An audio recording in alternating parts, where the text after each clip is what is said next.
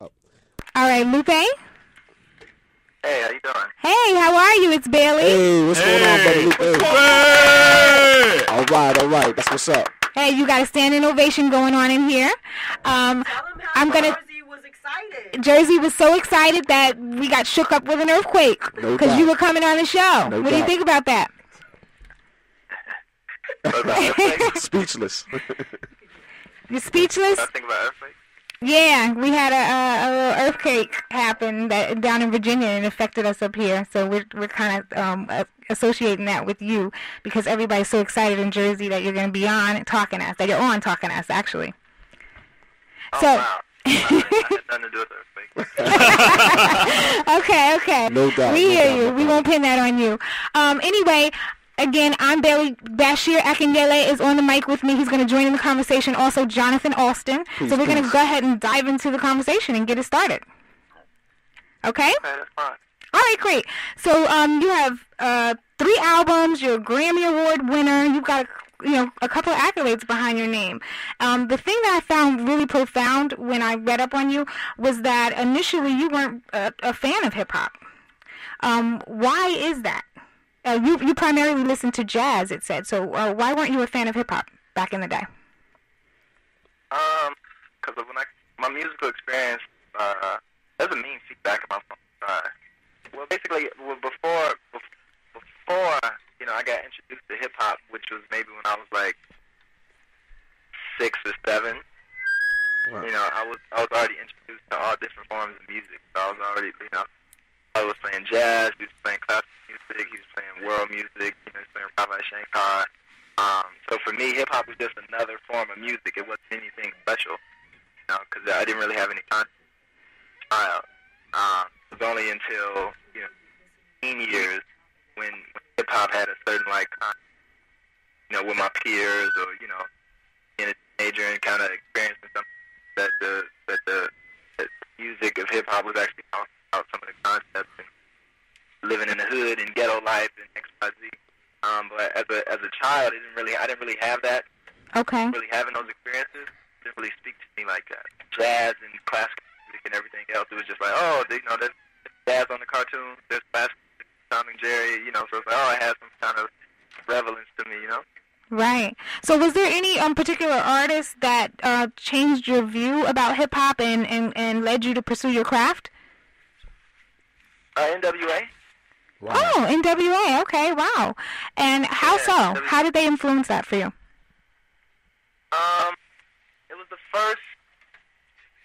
It was actually the music that was, the first kind of hip hop that I heard on a consistent basis was NWA, and it was my father playing the album, in his car, and that was the point where I was like, this is kind of nasty. They're talking about nasty stuff. Weird. Nasty stuff, huh? Yeah, but as a teenager, I got kind of reintroduced to NWA, and it was through my homeboys, in school, and when we wanted to start like a little clique, we built our clique, the framework of our clique around NWA. Okay. So my name in the clique was my partner's name was Eazy-E, trying to mimic that same lifestyle. So it was just kind of like, okay, it's weird how that, it didn't have a context for me back then. I just kind of took it real subjectively, Okay.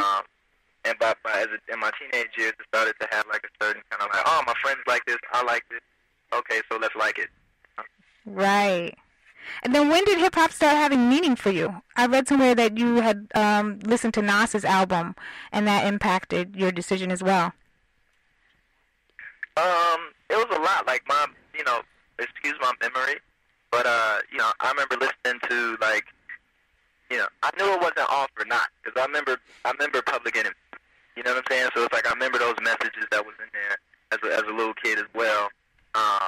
And so I don't want to just for how can I put it? I just say for the clearest story possible, it was Nas. Right? It was listening to Nas and songs like Black Girl Lost. In the midst of like all of the other stuff that he talked about, the stuff that he mentioned in the song, or talked about black on black crime, or talked about going back to Africa, or whatever he talked about on his records, little pieces.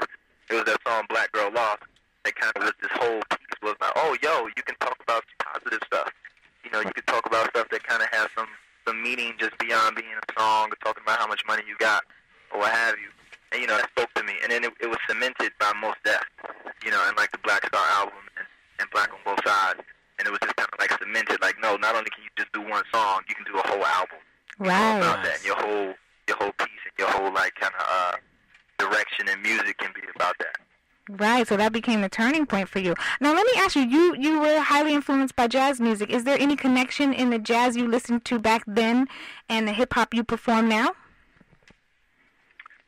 Most definitely. There's a certain algorithm, you know, that exists in jazz, you know, that I think everybody, you know, who practices jazz or listens to jazz searches for, you know, or can kind of, you know, relate to. You know, there's a certain kind of like feeling, a certain kind of like formula that's in jazz that speaks to you. That's why it's like certain albums like Love Supreme.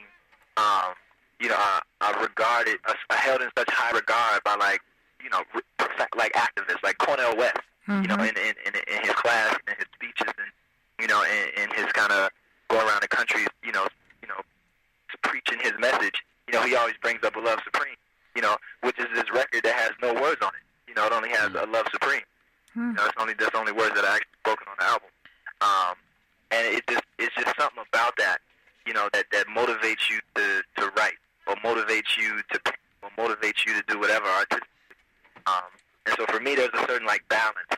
You know, there's a certain kind of dance that occurs when I listen to jazz that just brings out, you know, just words.